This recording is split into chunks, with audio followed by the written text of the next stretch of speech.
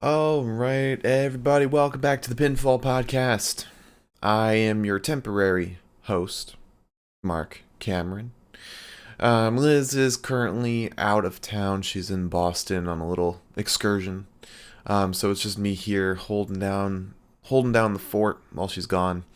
I'm gonna be recapping everything that happened in wrestling this week, as well as giving our predictions for today's Ring of Honor Final Battle and NXT Deadline. No live watch along for either of those, unfortunately. Full transparency, probably just wouldn't be fun with it just being me. So, um, so we are going to just do the predictions, and then we'll recap the predictions on next week's podcast. The third, no, what's today's date? The 10th. So the 17th is when we'll be recapping our predictions. So let's talk about some news. Oh, actually, before we get to the news, we meant to do a 2K22 stream on Tuesday. I know it's been something that we've been kind of trying to get back into the swing of, but we started doing the stream and we ran into a technical problem. My mic just stopped working. The XLR cord for it just broke. So we had to cancel that early. So if you tuned in for the stream, I apologize if it suddenly ended very early on. But we will be back this Tuesday, officially back with 2K22. Continuing that battle of the brands. But look forward to that because it's been a while since we've done one of those streams, unfortunately. But we'll be back. Alright, and in other news, the Mike Romies will be coming at the start of 2023 of our big award show, showing off the best and worst that 2022 has had to offer. There'll be the third annual Mike Romies. The first was a chaotic nightmare that was so much fun. The second was a drunken rampage, but still just as fun. We'll be giving out awards for everything that happened this year, as well as giving our predictions for what 2023 has to offer, as well as recapping our predictions for how 2022 went. I know some of us made some bold predictions that definitely did not come true. So we'll see how that went. That'll be happening, I think, the first week of January. No official confirmation yet, but Liz and I will tweet out and mention the date, the official date once we have it. We're still making the nominees for the awards. We're still trying to iron all that out, so we'll have official confirmation for that very soon. But let's talk about some news in professional wrestling. First and foremost, the biggest news everyone's talking about, Sasha Banks, Mercedes Varnado. She, according to PW Insider, there is some news on where she might be showing up next. It looks like, weirdly, her next location is going to be New Japan Pro Wrestling's Wrestle Kingdom 17, which will be early January. And whether or not that will be in a on-screen capacity or just watching capacity, we don't know. But New Japan is flying her out to the event. New Japan is bringing her there. So I assume it's going to be an on-screen role. And apparently, according to PW Insider, she back in October teased wrestling Kairi in Stardom. And now that Kairi's the IWGP Women's Champion, that could be something that we see in the future.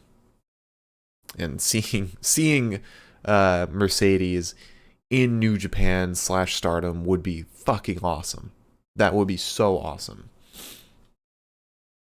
But no idea if she's still a part of the WWE roster or if she's kind of a free agent.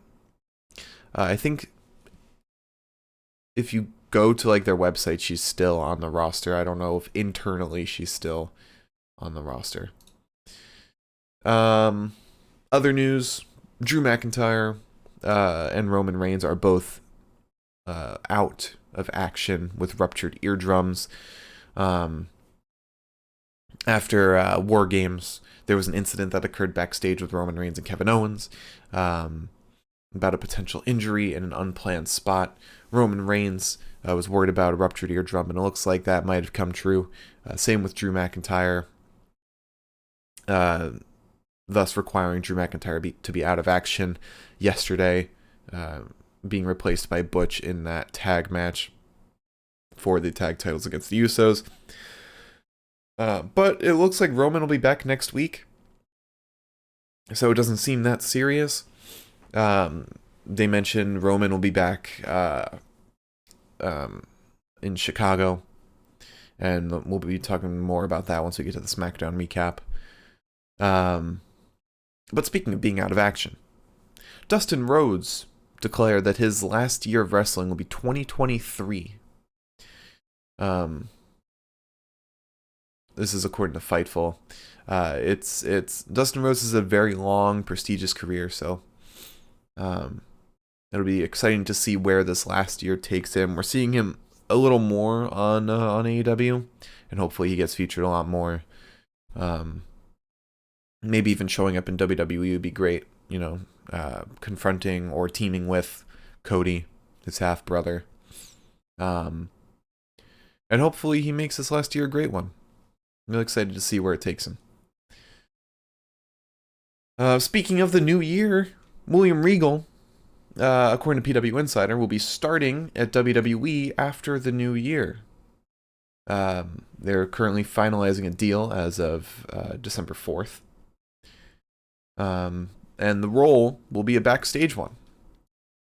So, whether or not there will be on-screen appearances, we don't know, but the majority of what he'll be doing is backstage, which he's very known for being valuable, for being backstage, and training younger talent, preparing them for the screen. So putting him in NXT as a coach or a talent scout will be extremely valuable, especially with some of the talent we're seeing nowadays on NXT. They definitely need someone like Regal. Would also love him in a coaching role of his son. He did mention that he wants to coach his son, so whether or not that'll be actually on TV is up in the air, but would love to see him on screen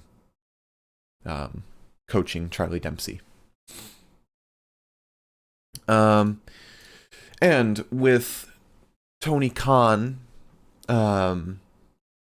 with Final Battle happening today, Tony Khan, according to John Alba, said that after this week, we'll be seeing much less Ring of Honor on AEW TV. He's going to be limiting how much we see. He doesn't want to overshadow AEW's core product. And after Final Battle today, he's going to address the future of Ring of Honor. And hopefully that's a TV deal, so we see a lot of those Ring of Honor talents still on TV, just not, bloating the AEW programming. Speaking of Tony Khan, he spoke on William Regal. This is from Sean Ross Sapp on Twitter. Tony Khan had a press conference where William Regal was one of the subjects that came up. Apparently, William Regal asked to not renew his contract at the end of the year.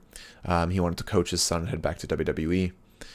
The request happened around October before the Toronto shows, and required a lot of thought from Tony Khan. And after what happened with Tony Khan's family, there was an incident around All Out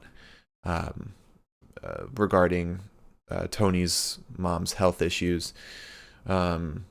That led to Tony Khan fulfilling Regal's request and not renewing his contract, citing that family is very important. Let me get rid of this bot right now. That just showed up in the chat. There we go. So yeah, glad Regal can prioritize his family, um, and work with his son, and I'm glad that Tony Khan is very understanding of the situation. Alright, so that's all the news we've got. Those are the top news stories of the week. Let's talk about some wrestling. We got a lot of wrestling to cover, and I want to finish this before the final battle starts because for some reason it's happening at 3 o'clock today. So let's talk about Raw. We started off with the Bloodline attacking Elias in the garage. He takes him out of the match. The match is canceled, kind of. Matt Riddle comes out and brings Kevin Owens out to be his partner. So we get the Usos versus Matt Riddle and Kevin Owens for the tag titles. The Usos pick up the win via 1D. But after the match, the Usos beat down on Matt Riddle. KO chases them out, but then Solo Sikoa just obliterates Riddle. And apparently, Riddle is out with, I think it was a broken trachea or something, or an injured trachea. They mentioned that on SmackDown, so he's going to be out of action for a couple weeks. I think 6 weeks, maybe. I think that's how much they said. We then had a promo from Judgment Day before getting the JBL Poker Invitational.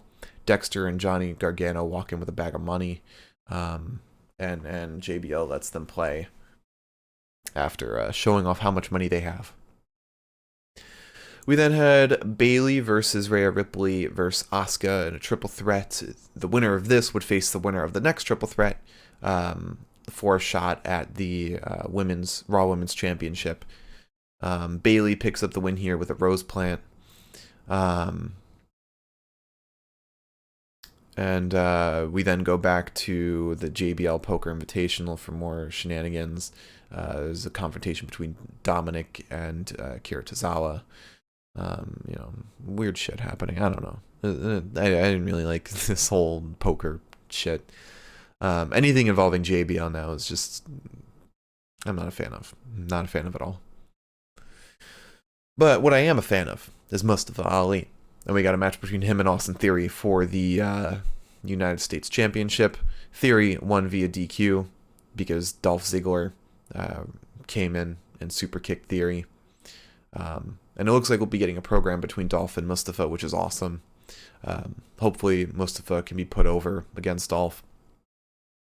But that'll definitely be a killer feud because Dolph is an excellent promo. Mustafa's an excellent promo. And both these guys are amazing in the ring. And Dolph can sell the shit out of Mustafa. We then get JBL and The Miz. Miz is trying to get into the Poker Invitational. But he doesn't have... He said 10 dimes? Or was it 100 dimes? 10 dimes? Apparently a dime is like $1,000. So the cover to get into this invitational was $10,000. That is fucking insane. Like, Dominic Mysterio was in there. You think Dominic Mysterio has $10,000 to just get into a poker invitational after obliterating his father? Like, his father's not paying for that. He's not paying for 10 G's, 10 dimes to get in there. No way. No way, Jose. And The Miz tries to like give JBL his watch as entry. He's like, it's a Rolex, and JBL's like, you realize it's a fake, right? It's not a real Rolex. That was the only interesting part of the whole invitational, to be honest. We then had an interview with Bianca Belair before going out to the ring for the OC versus Baron Corbin, Chad Gable, and Otis. And the OC wins via Magic Killer. We got an interview with Candice LeRae before going back to the ring for Dominic Mysterio versus Akira Tozawa. I was really hoping Tozawa would win, honestly, but Dominic wins with a frog splash. Profits then come out and help Tozawa, so maybe we'll be getting a 6-man Judgment Day versus Street Profits and Tozawa. Then we got Bobby Lashley with Adam Pearce, and Adam Pearce is basically like, if you attack an official again, like if you spear Pat Buck. Oh no, not Pat Buck. Petey Williams again. You're gonna, I don't know, be kicked out or something. Pierce just said his hands will be tied, so who knows what that means. And then we got the main event: Alexa Bliss versus Becky Lynch versus Nikki Cross. Alexa Bliss wins via Twisted Bliss. So it will be Bayley versus Alexa Bliss. Winner faces Bianca Belair for the Raw Women's Championship. And unless Bray Wyatt stuff happens with Alexa Bliss, this has got to go to Bayley. Like, it's got to be Bianca versus Bayley again. I don't know. And if that happens, it's going to be yet another Bianca win, I have to imagine. But we'll see. I'm not really sure when that match is going to happen. I think the number one contendership match is on Raw on Monday. And I don't know when the title match will be. But maybe like a Christmas episode or something. But then we got NXT. We had a Chase U promo. Both Duke and Thea are trying to hype up Andre Chase for the triple threat, which is winner goes to the Deadline Iron Survivor match. And that match was Axiom versus Von Wagner versus Andre Chase. Axiom wins via a splash. It was a really fun match. And he pinned Von Wagner, which is the funniest thing. But glad Axiom gets to be in that match because he's awesome. Awesome wrestler. We then had Cora Jade video package, because they kind of had a video package for everyone in the women's Deadline match. I don't know if they did the same for the men's. But yeah. We then had a promo with with Diamond Mine. And this was funny, because this doctor sucked. Julius Creed was getting checked up and getting cleared to go wrestle again, and the doctor's like, yeah, everything's fine. Check out. You're good. You're cleared. And then Ivy Nile's like, no, check more. Check again. Check his, I don't know, thighs or shit. Or his ribs or something. And Doc checks the ribs and he's like, oh yeah, there's some noticeable swelling. It's like, dude, why didn't you notice that before? You're a doctor. Why does Ivy know more than you? We then had Apollo Crews and Braun Breaker fishing together. I don't understand the whole point of these segments. Then back in the ring, we're supposed to have Bryson Montana versus Javier Bernal, but Veer and Sangha beat up Bryson Montana. Javier Bernal comes out for the match, and then fakes a hamstring injury and just leaves. We then had a Chase U segment where Thea Hale says that she has a match against Isla Dawn. Duke's like, nope, no you don't. Don't want you to do that. But Thea still takes it. She still takes the match. Speaking of matches, we then had Zion Quinn versus Tony D'Angelo. Tony D wins via Uranagi. He challenges Wesley, and Wes is like, well, I got business with Dijak first, so after that, then we can have our match. Dijak, Hard Justice, appears on the Tron. I don't remember exactly what he said, but made a challenge clear for Wesley. We then had a Scripps promo before getting Hank Walker versus Charlie Dempsey, where Charlie Dempsey wins via submission, showing off how fucking cool Dempsey is. He's great. But then Drew Gulak comes out and confronts Charlie Dempsey, which that will be an awesome match. That will be fucking incredible. We then had a Zoe Stark video package before an interview with Grayson Waller. And then we got the Pretty Deadly Christmas Story. Basically, the point of this was to have the New Day come out, and they lay claim to the tag titles. They want the Triple Crown, and so they lay out Pretty Deadly. We then had a promo from Isla Dawn before an interview with Javier Bernal, and then Thea Hale versus Isla Dawn, where Isla Dawn picked up the win. But after the match, Alba Fire attacked Isla Dawn and set up their match at Deadline. We then had Josh Briggs versus Brooks Jensen, or Josh Briggs and Brooks Jensen versus Idris Enofe and Malik Blade. Briggs and Jensen win via sliding lariat. Then we had the last match of the night, Indy Hartwell versus Wendy Chu versus Fallon Henley. Winner goes to the Iron Survivor match. Indy Hartwell wins via big boot. And that's going to be awesome because Indy's fantastic, and having her in that intense match will be really, really cool. We then had a Toxic Attraction promo where Indy confronts Mandy, setting up for a potential feud between them. So it seems like either Indy or Roxanne Perez will be the ones to win the Iron Survivor match and get that number one contendership. I have a feeling it's going to be Indy, though. But then we had the Grayson Waller effect. And this was just the men's Iron Survivor match, talking about like the best place to be in. Joe Gacy probably at the best point. He said the fourth person, so everyone's already tired, but you're not the last person in, so you don't have the least amount of time to get the most pinfalls. But yeah, it was a pretty lame segment. We then had Dynamite. We had the Dynamite Diamond Battle Royale to start off. Ricky Starks wins, and then is confronted by MJF. We had a very awesome promo between them. Ricky Starks, pulls out all the stops on the mic, and we get an awesome promo from him. And MJF sells it real well. Like he doesn't retort. He doesn't like try to devalue everything that Ricky Starks said. Instead, he just gives him a low blow, selling everything that Starks said, and playing up the heel, getting the heat by just hitting him in the dick.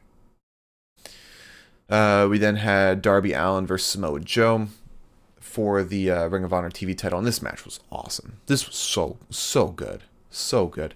Samoa Joe wins via Coquina Clutch. And Joe just like headbutts Darby post-match and then gives him a muscle buster onto the trucks of the skateboard, followed by another Coquina Clutch. Darby was messed up after this. He was fucked up. It was so good. But then Wardlow comes out to confront, comes out to save Darby, confront Joe. No idea when that match is happening. I would have hoped it was happening at Final Battle, but no, Juice Robinson's fighting Joe. We then had an interview with Orange Cassidy and Kip Sabian. Orange gives Kip a shot at the title, but Kip's too hurt to fight, so he's going to find someone to have that match. Then we had Claudio Castagnoli and Wheeler Yuta versus Jake Hager and Daniel Garcia. Claudio and Yuta win via European uppercut. We then have an interview with William Regal while most of BCC is in the ring. Regal said he wanted to show Blackpool Combat Club that they don't need him.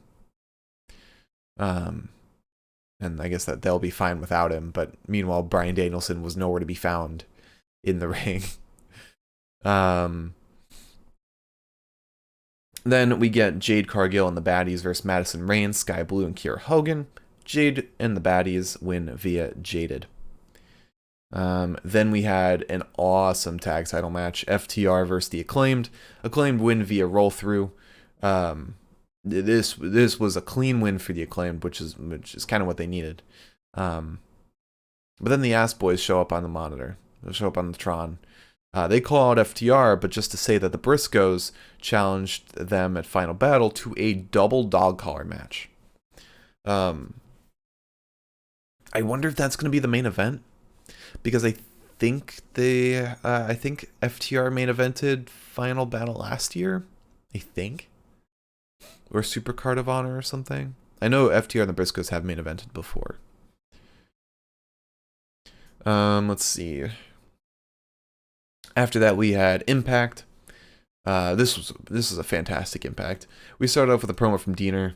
Basically, Violent by Design was a movement with a designer at the helm, so now Violent by Design is now just known as The Design. Then we had a title match, Motor City Machine Guns versus Heath and Rhino for the tag titles. But it ended in no contest because the major players came out and attacked everyone. I wonder if there's going to be a tag triple threat, Hard to Kill. That would be a lot of fun. It'd be pretty awesome. Um, I would honestly love to see major players get the tag titles.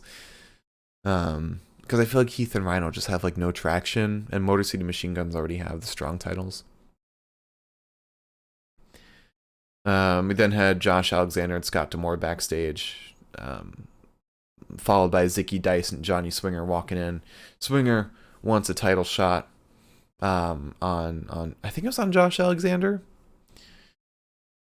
Apparently, Zicky Dice has never met Scott D'Amore before. He was like, "Hi, I'm Zicky Dice. Nice to meet you." Meanwhile, Scott's the GM. I feel like if you're going to be in the company, you had to have met Scott D'Amore before. But Scott D'Amore says if Johnny Swinger can get 50 wins, he's got a shot at the title. So we're going to see Johnny Swinger somehow get 50 wins. I don't know if he's like starting at the current amount of wins that he has or starting at 0. I don't know how they're going to pull that off. So then we have Savannah Evans versus Taya Valkyrie. Savannah wins via Uranagi, putting them standing tall against the tag champs, Taya and Jessica.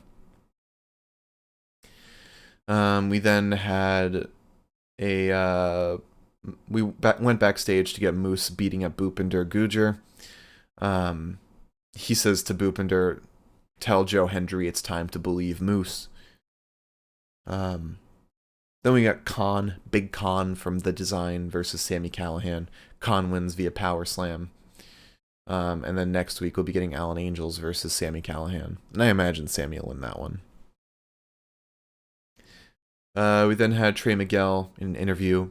He threatened to spray paint Gia, which was kind of fucked up.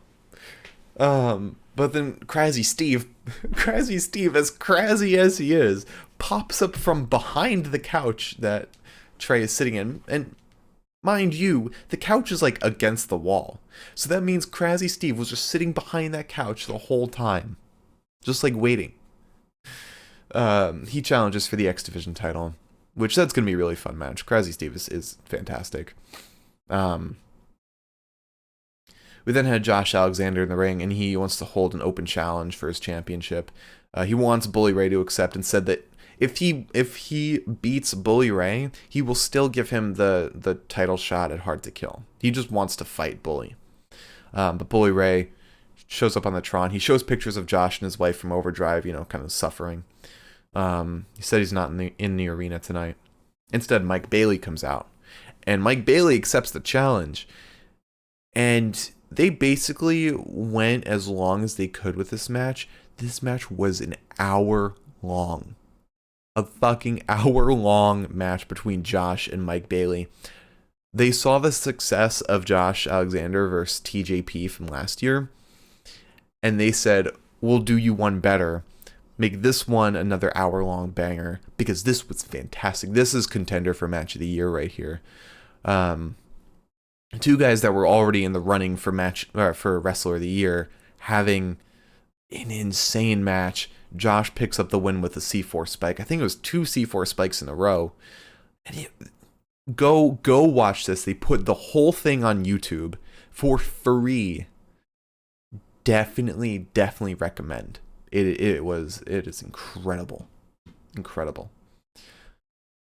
All right, and then we had SmackDown. We started off with the tag title match, Sheamus and Butch versus the Usos. The Usos win via 1D. Great match.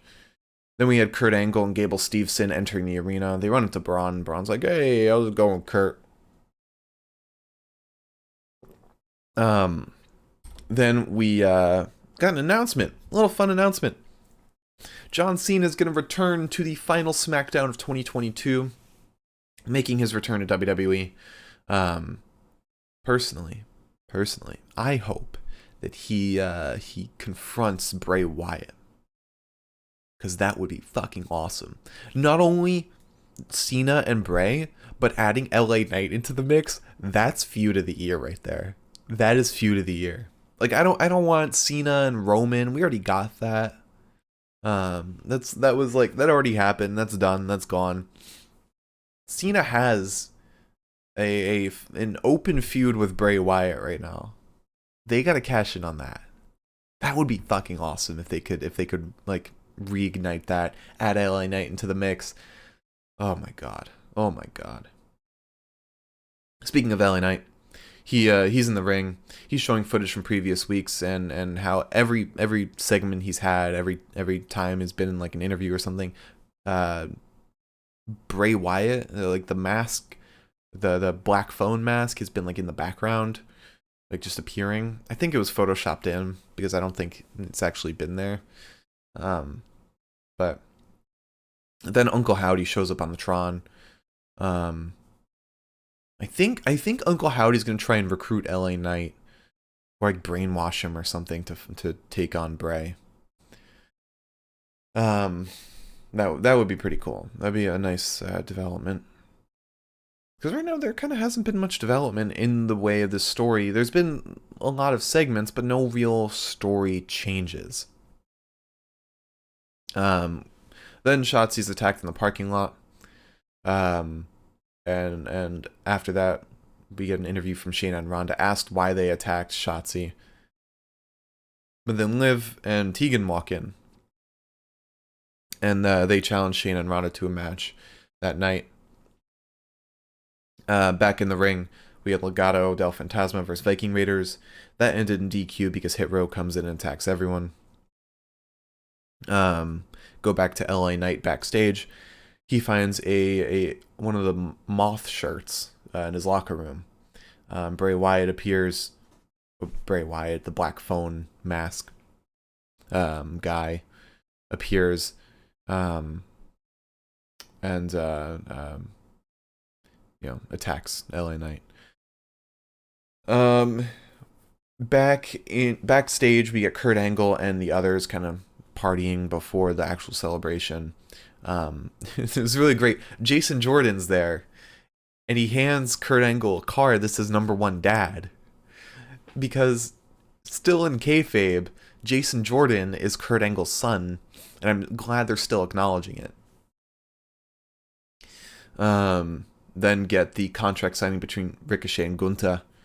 New Day comes out, backs up Ricochet. This was fantastic, except for the crowd. The crowd was chanting Gunther, while he was actually making a killer promo, saying shit like, "We're not sports entertainers, we are wrestlers."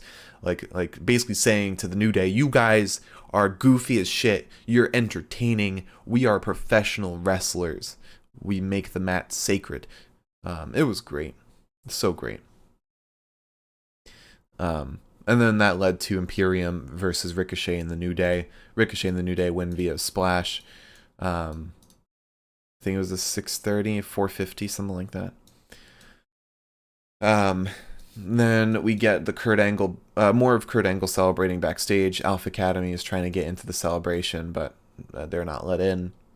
But the Street Profits do make it in, kind of rub it in Alpha Academy's face. And a little interesting little segment. The Bloodline. See them in the locker room. Jey Uso tells Sami Zayn to cut his hair and his beard because Roman Reigns is coming next week in Chicago. He said it'll be a big night for Sami. So I don't know what that means. Maybe an Uso like initiation. Officially become Sami Uso. I don't know. We'll have to wait and see.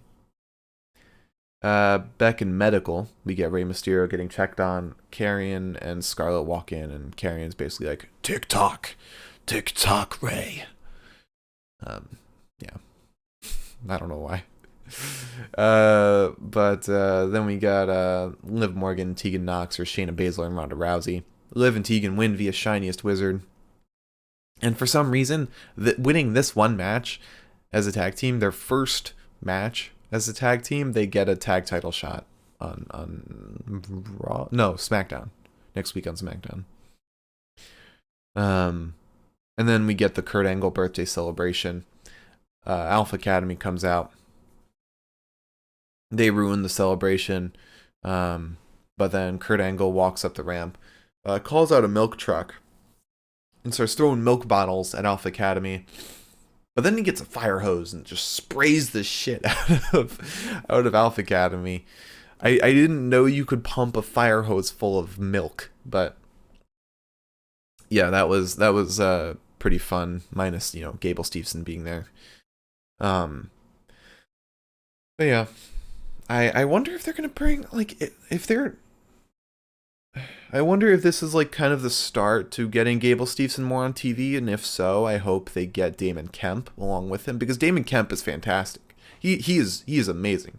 We've seen him on NXT. He's been absolutely awesome, and I just want this to be an excuse to get Damon Kemp on TV more. And then last show of the week, we had Rampage. Started off with Jon Moxley versus Konosuke Takeshita. Awesome match. Mox wins via Bulldog choke. Definitely watch this. That was such a good match. Hangman then comes out, attacks Mox. No idea when that match is happening, Mox versus Hangman, but probably when Hangman's cleared, because I don't think he's cleared yet. Then had the Bunny versus Hikaru Shida. Shida wins via roundhouse kick. Retains the Regina D-Wave championship. And because she won that match, she now faces Jamie Hayter for the AEW Women's Championship. So Jamie Hayter comes out and confronts Shida. Then we got Lee Moriarty and Big Bill W. Morrissey in action against Clayton Bloodstone and Izzy James. Lee and Big Bill win via chokeslam. And then the main event, Orange Cassidy defending the All-Atlantic Championship against Kip Sabian's mystery, opponent for Orange. And it's Trent Seven, which is surprising. Like, there were no leaks about that or anything. Trent Seven just showed up. It seems like he's actually aligned with Kip. Which is cool. Trent Seven's a fantastic wrestler. And I was really wondering where he'd end up after NXT UK folded. I'm surprised they didn't keep him in NXT. I'm also surprised we haven't seen Tyler Bate in forever. I think since September. He had that match against Braun Breaker. Oh no, he had a match against JD McDonough as his last one, and then we just haven't seen him at all. Maybe it would be cool if after Ricochet faces Gunta for the IC title, we get Tyler Bate coming out to challenge Gunter. But this match between Orange and Trent was a lot of fun. Orange wins via beach break. And Kip Sabian attacks Orange after the match. Dustin Rhodes comes out for the save. So my imagination of the order of events will probably be Dustin Rhodes takes on Kip Sabian. Maybe Kip wins and gets a shot at the All-Atlantic Championship against Orange. I feel like that just makes sense. We'll see. All right. Let's talk about some predictions. We've got NXT Deadline at 8 p.m. Eastern today, and we've got Ring of Honor Final Battle at 4 p.m. Eastern today, with the 0 hour starting at 3. And so about an hour it starts. Let's do predictions for NXT Deadline first off. And for those who don't know how our predictions work, currently Liz is the reigning Pinfall Podcast prediction champion. And whoever wins the predictions, whoever gets the most correct predictions will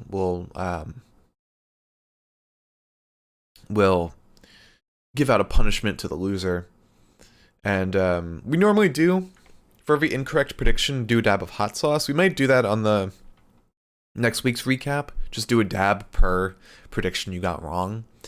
But we'll see. Since we normally do a live watch along for these, we'll see how we do it. But we'll see who walks away with the championship after tonight. So starting off, the Iron Survivor match for the men's. Carmelo Hayes versus JD McDonough versus Grayson Waller versus Joe Gacy versus Axiom. Liz and I both picked Carmelo Hayes to come out on top and eventually face Braun Breaker. Or Paul Cruz, whoever wins that. Then we have the women's Iron Survivor match. Zoe Stark versus Cora Jade versus Roxanne Perez versus Kiana James versus Indy Hartwell. We both picked Indy Hartwell, so we're both in agreement on the Iron Survivor matches. Next, Braun Breaker versus Apollo Crews for the NXT Championship. I went with Braun Breaker to retain that. Liz went with Apollo Crews, strangely. So that'll be one decider for us. Next, we got Pretty Deadly versus the New Day for the tag titles. I went with the New Day, thinking, give them the Triple Crown, let them go on a little bit of an NXT excursion, because I don't think they're going to challenge for the tag titles anytime soon on the main roster. Liz went with Pretty Deadly, so we'll see how that goes. That'll be another decider for us. Could result in a tie if, say, Braun wins and Pretty Deadly retains. But I feel like we'll get one title change happen. Then we have Alba Fire versus Isla Dawn. Liz and I both went with Isla Dawn. Alright, so that'll be going down at 8 p.m. Eastern tonight. Now let's move on to Ring of Honor Final Battle, where there's a decent number of matches. Starting off in the 0 hour, Willow Nightingale versus Trish Adora. Liz and I are both going with Willow Nightingale. Also in the 0 hour, The Kingdom, Matt Taven and Mike Bennett versus Top Flight. We're both going with The Kingdom. I feel like they're both, The Kingdom are new faces, and they're both Ring of Honor originals. Kind of. I feel like there's a better argument for them to win than for Top Flight. Just because we've seen Top Flight on AEW doesn't mean that they're necessarily going to win. But next up, we have JAS versus Shinobi Shadow Squad, which is Cheeseburger and Eli Isom. Liz and I are both going with JAS. Then we have Mascara Dorada versus Jeff Cobb. We're both going with Jeff Cobb. So we've got the same picks for every match in the 0 hour. Next up, we have Blake Christian and AR Fox versus La Facción Ingobernable, which is Dralistico and Rouge. We're both going with La Facción Ingobernable. Then we've got Chris Jericho versus Claudio Castagnoli. I'm going with Chris Jericho. I think he's going to retain that. Claudio's going to join JAS and team with Jake Hager. Maybe even put on a hat. Because you could do some funny shit with that. You could do some good stuff. And Claudio's really good with comedy stuff. Liz is going with Claudio, though, to win that championship back. But I don't know. We'll have to see. Then we've got Daniel Garcia versus Wheeler Yuta for the Pure Championship. We're both going with Daniel Garcia to retain that. I'm rooting for a JAS sweep in the night. Then we've got Mercedes Martinez versus Athena for the Women's Championship. We're both going with Athena to win that title off Mercedes. Considering how much Athena's been featured on Elevation and Dark, and even on Rampage and Dynamite. Then we've got Samoa Joe versus Juice Robinson. We're both going with Joe to retain because it just doesn't make sense for Juice to win this title, especially off Joe of all people. Then we've got Swerve in Our Glory versus Shane Taylor Promotions, which is Shane Taylor and JD Griffey. We're both going with Swerve in Our Glory. JD Griffey's there to eat the pin. It's as simple as that. I do think there is an X factor, though. Depending on how well Swerve and Keith get along, Shane Taylor Promotions can pull out an upset, but we'll have to see. I don't. That could be a little bit of a iffy match. Then we've got Dalton Castle and the Boys versus the Embassy for the 6-man or for the trios titles. Liz went with Dalton Castle and the Boys. I went with the Embassy. We've been seeing Brian Cage a lot on TV. More so than Dalton Castle. I have a feeling Embassy's going to take those titles, and also it'll be a title switching hands. I think considering Final Battle's a big show, that they'll want a couple title changes.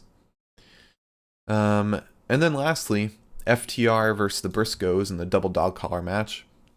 We both went with FTR. I am confident FTR will win because the Briscoes are still saying that they're banned from TV. I don't know if they put those titles on the Briscoes just to have them not be on TV at all. So we'll see. I'm very excited for that match. It'll be a fucking great match. I just know it. But I think FTR are going to walk away with those titles still. All right, so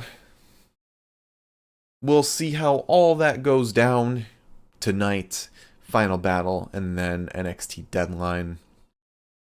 We'll see if either of us can sweep both events, or if we kind of split the events, 1-1.